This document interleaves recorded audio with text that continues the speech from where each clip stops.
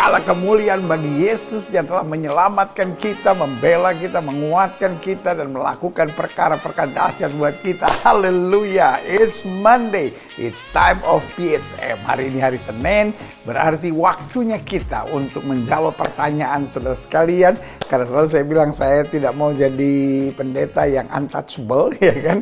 Pendeta yang tidak bisa dihubungi, saudara. Saya senang untuk bersama-sama saudara dan menggali firman Tuhan. Karena ini bukan sekadar vlog pribadi, tetapi ini juga adalah komunitas kita. Karena itu kita adalah komunitas yang interaktif, saudara. Meskipun kita nggak berjumpa secara langsung, tetapi di zaman daring ini, ya kan, kita saling menyapa. Dalam arti kata, kalau saudara ada pertanyaan, saudara bisa langsung sampaikan kepada saya.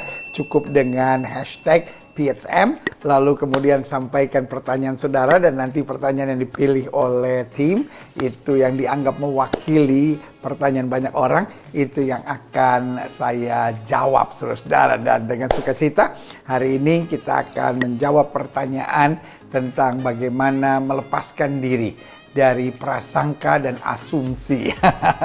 Ada banyak istri misalnya senang berasumsi, ada banyak suami senang berasumsi, berprasangka, ya kan.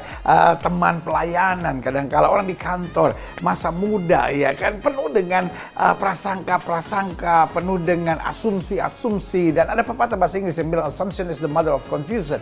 Asumsi adalah ibu dari segala kebingungan. Makin kita banyak asumsi, makin kita banyak hidup dalam kebingungan. Haleluya. Kalau saudara anggap program ini baik, saudara boleh kasih jempol saudara, ya kan, like, ya kan. Saudara juga boleh share, dan kemudian kalau ada lonceng yang dibunyikan, tanda bahwa saudara hadir, ya kan, dan juga tanda bahwa kalau ada notification, saudara akan selalu dapat notifikasinya. Dan juga jangan lupa, kalau belum subscribe, boleh subscribe, karena kita punya visi bersama bahwa akhir tahun ini waktu kita merayakan Natal, kita sudah bersama dengan 1 juta komunitas dari program Kamu Hebat ini. Biasanya saya tidak menyebutnya subscriber, karena buat saya saudara bukan hanya subscriber, ya kan. Buat saya saudara adalah tubuh Kristus. Buat saya saudara komunitas yang saling membangun, saling menguatkan satu sama lainnya. Agama kita boleh berbeda, lalu status sosial kita boleh berbeda, pendidikan kita boleh berbeda, tapi kita satu dalam kasih, kita satu dalam pengharapan, kita satu dalam semangat, kita satu dalam kerinduan untuk selalu menjadi berkat dan berarti buat banyak orang. Haleluya. Nah, saudara yang kasih dalam Tuhan, seperti sudah saya sampaikan bahwa hari ini salah satu pertanyaan yang masuk adalah mereka yang berkata, saya sudah Kristen bertahun-tahun, saya melayani Tuhan, tetapi mengapa saya selalu diikat dengan asumsi dan prasangka. Nah, saudara yang kasih dalam Tuhan, itu yang kita mau bahas hari ini. Buka Alkitab kita sama-sama, Kisah Rasul pasal 21 ayat 27 sampai 31. Di bawah judul perikop, Paulus ditangkap. Ketika masa 7 hari itu sudah hampir berakhir, orang-orang Yahudi yang datang dari Asia melihat Paulus di dalam bait Allah. Lalu mereka menghasut rakyat dan menangkap dia sambil berteriak, "Hai orang-orang Israel, tolong, inilah orang yang di mana-mana mengajar semua orang untuk menentang bangsa kita dan menentang hukum Taurat dan tempat ini. Dan sekarang ia membawa orang-orang Yunani pula ke dalam bait Allah dan menajiskan tempat suci ini." Ayat 29, perhatikan baik. Sebab mereka telah melihat Trofimus dan Efesus sebelumnya bersama-sama dengan Paulus di kota. Bukan di bait Allah, di kota, ya kan? Dan mereka menyangka, mereka berprasangka, mereka berpraduga, mereka berasumsi, ya kan, bahwa Paulus telah membawa dia ke dalam bait Allah. Ayat 30. Maka gempalah seluruh kota dan rakyat datang berkerumun, lalu menangkap Paulus, menyeretnya keluar dari bait Allah, dan seketika itu juga semua pintu gerbang bait Allah ditutup. Can you imagine? No proof. Tidak ada bukti. Tetapi orang ini diseret, orang ini diperlakukan secara kasar hanya karena apa? Mereka menyangka. Ada banyak tindakan-tindakan yang keliru, tindakan-tindakan yang ngaco, tindakan-tindakan yang semena-mena kita lakukan hanya dasarnya dari prasangka, dari praduga. Setelah prasangka, praduga, kemudian kita put label gitu. Wah, istri saya memang kepala batu. Wah, memang suami saya egois. Wah, memang orang itu mau menang sendiri. Wah, memang itu orang itu senangnya memaksakan maunya. Lihat, saudara kayak kasih dalam Tuhan, padahal nggak ada bukti. Nggak ada kejelasannya, hanya karena kata orang, karena mereka ambil kesimpulan sendiri, lalu kemudian mereka menghasut, lalu kekacauan besar terjadi. Ayat 31, sementara mereka merencanakan untuk membunuh dia, sampailah kabar kepada kepala pasukan bahwa seluruh Yerusalem gempar. Untung ini jalan Tuhan, saudara-saudara. Masih sampai berita kepada kepala pasukan, kalau enggak Paulus sudah dibunuh. Hanya karena apa? Prasangka. Hanya karena apa? Praduga. Hanya karena apa? Asumsi. Ada banyak orang bercerai hanya karena asumsi. Ada banyak orang keluar dari gereja, tinggalkan pelayanan hanya karena asumsi. Tuhan udah gak cinta saya. Masa muda saya gak mungkin bisa pulih lagi. Masa lalu saya udah terlalu buruk. Hari depan saya gak mungkin cemerlang lagi. Iya kan? Jadi ada asumsi-asumsi, praduga, prasangka yang ujung-ujungnya membuat kita mengambil tindakan-tindakan bodoh. Mazmur 31 ayat 23, aku menyangka dalam kebingunganku, aku tak terbuang dari hadapan matamu, tetapi sesungguhnya engkau mendengarkan suara permohonanku ketika aku berteriak kepadamu minta tolong. Lihat, saudara yang kasih dalam Tuhan, aku menyangka, aku berprasangka, aku berpraduga, aku berasumsi Tuhan sudah meninggalkan aku. Padahal Tuhan tidak pernah meninggalkan, saudara-saudara. Ratapan 3:17-18. Engkau menceraikan nyawaku dari kesejahteraan. Aku lupakan kebahagiaan. Sangkaku. Ya kan? Lihat. Jadi dia merasa seperti kayak nyawanya udah gak bisa lihat kesejahteraan. Bahkan dia bilang, aku lupa kebahagiaan, modelnya kayak bagaimana, rasanya kayak gimana, aku sudah lupa. Terlalu lama aku hidup dalam penderitaan. Ayat 18. Sangkaku, hilang lenyaplah kemasyuranku dan harapanku kepada Tuhan. Ya kan? Jadi di saat seperti ini, salah satu serangan iblis adalah kita mulai berasumsi, kita mulai berpraduga, kita mulai berprasangka yang negatif-negatif, ya kan? 1 Korintus 4:18. Tetapi ada beberapa orang yang menjadi sombong karena mereka menyangka bahwa aku tidak akan datang lagi kepadamu. Lihat, saudara yang kasih dalam Tuhan, kembali. Betul, yang namanya asumsi itu berbeda dengan penyembahan berhala. Yang namanya asumsi berbeda dengan perzinahan. Yang namanya asumsi berbeda dengan drugs misalnya. Tapi saudara yang kasih dalam Tuhan, prasangka dan asumsi juga dapat menyeret kita pada kehidupan yang totally wrong in front of God, gitu ya kan, di hadapan Tuhan, gitu kan, in God's eyes, di pemandangannya Tuhan. Jadi saya pelajari begini. Praduga dan asumsi menciptakan banyak sikap, tindakan, dan keputusan yang berbahaya. Jadi banyak orang yang kadang-kadang bilang sudah bertobat, sudah lahir baru, tapi mengambil kesimpulan atau mengambil sikap, tindakan, keputusan yang berbahaya hanya karena dasarnya asumsi dan praduga. Adapun praduga dan asumsi adalah serangan setan. Jadi ini bukan sekedar masalah dalam hidup seseorang, bukan sekedar kejiwaan, bukan sekedar kebiasaan memang begitu. No. Ini adalah serangan setan agar kita tidak bisa bahagia. Dan juga membuat orang di sekitar kita juga terganggu dengan kita. Karena orang berasumsi. Bukan hanya dia nggak bahagia, karena dia selalu berpikir negatif. Tapi orang di sekitarnya juga nggak nyaman dengan keberadaannya. Nah, adapun saya catat di sini, praduga dan asumsi dimulai dari pikiran negatif yang tidak mau dikoreksi. Saya ulangi sekali lagi ya. Yang namanya praduga dan asumsi dimulai dari pikiran negatif yang tidak mau dikoreksi. Siapapun yang mau ingatkan dia lawan, saudara. Kenapa? Ini serangan setan dalam diri seseorang yang setan maunya supaya dia tambah sengsara. Sebagai hamba Allah, saya hanya mau ingatkan. If that is you, nggak ada jalan lain kecuali bertobat. Karena ada tiga sikap reaksi orang ketika menerima firman. Yang pertama, acuin. Ya kan? Yang kedua, terima dan berusaha untuk berjuang dan berubah. Tapi yang ketiga, orang yang ngerti, merasa tersinggung, tapi nyerang balik, saudara. Makanya kan ada banyak orang ketika menerima firman, komennya maki-maki, saudara.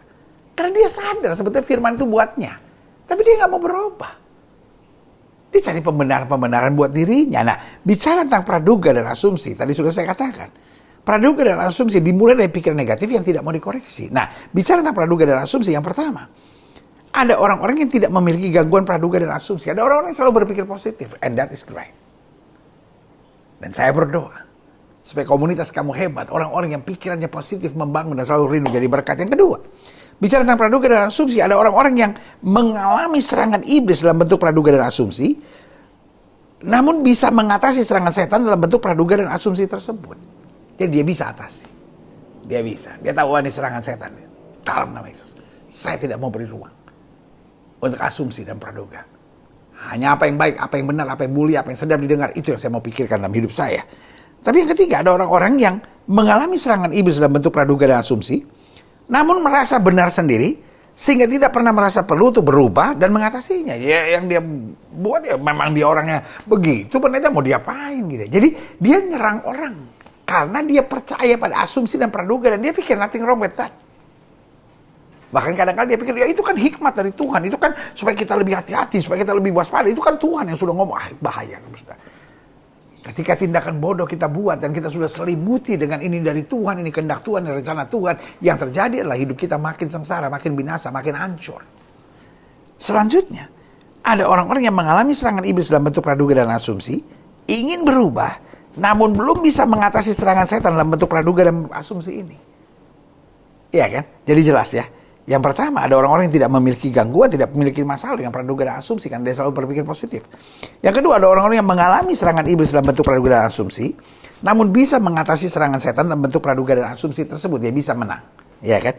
Yang ketiga, ada orang-orang yang mengalami serangan iblis dalam bentuk praduga dan asumsi, namun kemudian merasa benar sendiri sehingga tidak pernah merasa perlu berubah dan mengatasinya.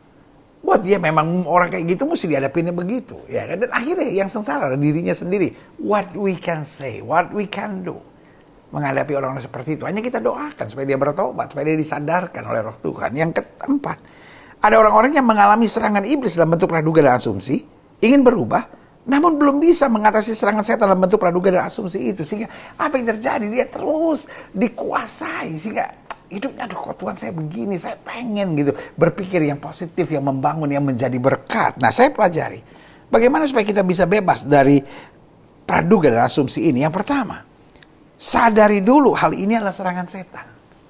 Saya ngerti, ada banyak orang yang gak suka saya ngomong begini. Ada banyak orang yang bilang, Gilbert nih apa-apa setan, apa-apa setan. Loh, kalau ini memang serangan setan, what I can say? Praduga dan asumsi adalah serangan setan, intimidasi setan dalam hidup seseorang. Supaya orang itu selalu berpikir yang negatif. Orang itu lihat siapapun selalu berpraduga. Selalu berprasangka. Selalu punya asumsi-asumsi yang negatif. Orang kayak gitu gak bisa diajak ngobrol sedikit. Langsung mau ajak debat, ribut gitu. Kenapa? Karena otaknya itu negatif, saudara. Jadi orang tegur dia merasa seperti kayak, ditekan gitu, kalau dia mau lawan gitu. Saudara yang kasih dalam Tuhan, ini totally devil's attack. Gak ada jalan lain buat kita. Kecuali kita betul-betul minta kuasa Tuhan untuk menghancurkan segala serangan iblis dalam hidup kita. Dan kita lawan dia. Dengan apa? Dengan hidup dalam kebenaran. Yang kedua, sadari juga, hal ini sangat toksik dan merusak, racun, saudara. Selama kita pikir, wajar lah. Ini kan normal, pendeta kita berubah. Selama kau pikir normal, kau nggak akan berubah. Yang ada tambah parah, tambah parah, tambah parah. Dan kadang-kadang kita nggak merasa. Tetapi orang di sekitar kita sudah ngelihat, wah ini orang paranoidnya habis nih. Orang paranoid misalnya. Itu kan karena dia berasumsi, ini jangan-jangan begini, jangan-jangan begini, jangan-jangan begini. Dan orang paranoid pikir normal aja. Orang semua yang nggak normal, cuma dia yang normal. Saudaraku. Yang pertama sadar dia adalah serangan setan. Masa kita mau dibelenggu sih terus-menerus oleh iblis? Kita harus keluar dong. Lalu yang kedua, sadari juga hal ini sangat toksik dan sangat merusak. Kalau nggak ada orang yang bisa menegur saudara dan saudara nggak mau berubah, maka yang ada adalah hidup saudara makin parah dan menyusahkan orang sekitar saudara. Yang ketiga, bagaimana bebas dari praduga asumsi? Jangan merasa benar sendiri. Selama merasa benar sendiri, engkau nggak akan pernah bisa berubah. Daud aja bisa bilang gini, ujilah aku Tuhan, cobalah aku Tuhan. Artinya selidiki batinku dan hatiku, apakah betul mataku masih tertuju kepadamu. Sorry ya untuk ngomong gini, jangan merasa benar sendiri. Lalu yang keempat, kelilingi diri dengan orang-orang positif di sekitar kita. Orang-orang yang mau tegur kita, orang-orang yang mau kasih tahu kita, dan orang yang bisa memberi teladan kehidupan yang positif. Karena selalu saya bilang, takut itu menular. Kepala batu itu menular. Roh perjinan itu menular. Makanya Alkitab bilang pergaulan yang buruk menghancurkan kebiasaan yang baik. Lalu yang kelima, berjuang terus untuk kalahkan pikiran negatif dengan banyak bergaul dengan firman Tuhan serta mohon selalu tuntunan Roh Kudus. Banyak bergaul dengan firman Tuhan, dengan tuntunan Roh Kudus. Dan mau berjuang, saya nggak mau jadi orang yang berasumsi. Saya nggak mau jadi orang yang apa-apa berpraduga. Suami saya ngomong apa, pikiran saya langsung muter. Suami saya ngomong apa, pikiran saya muter. Istri saya ngomong apa, pikiran saya muter. Orang di sekitar saya berbuat apa, pikiran saya muter. Jadi terus ada pikiran-pikiran negatif dalam dirinya. Orang nggak ada yang baik sama dia. Karena orang sebaik apapun, dia lihat kekurangannya, wah langsung kemudian asumsinya, wah ini maksudnya begini, maksudnya begini. Saudara yang kasih dalam Tuhan, tahu nggak hidup seperti itu capek. Saya hanya kesian lihat saudara. Orang-orang yang apa-apa berasumsi, apa-apa berpraduga, sebetulnya adalah orang yang sedang kerasukan setan. Dan setan mau buat hidupnya tuh menderita gitu, penuh dengan ketakutan, kekhawatiran, kebimbangan, pikiran-pikiran yang liar, yang negatif, yang wild gitu, yang liar saudara. Tetapi mulai hari ini, biarlah apa yang benar, apa yang mulia, apa yang sedap dengar, itu yang kita pikirkan. Karena berasumsi dan berpraduga, itu adalah cara iblis untuk membuat kita mengambil tindakan-tindakan yang bodoh dan tersesat. Tapi waktu kita tenang, kita berhikmat, kita minta bimbingan dan tuntunan Roh Kudus, maka kita dapat berkata, aku lebih daripada orang yang menang.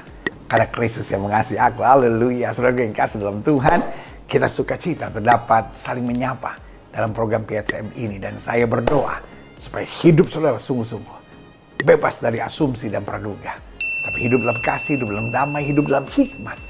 Dan hidup dalam rencana-rencana Tuhan yang luar biasa. Saudara yang kasih dalam Tuhan, sampai minggu depan dalam program PSM kita, kamu hebat. Haleluya.